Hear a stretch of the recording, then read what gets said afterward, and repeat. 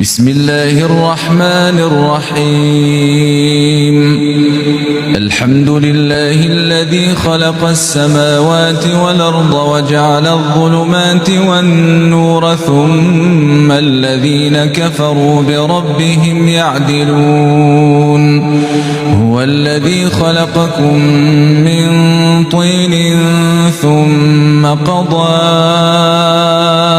أجلا وأجل مسمى عنده ثم أنتم تمترون.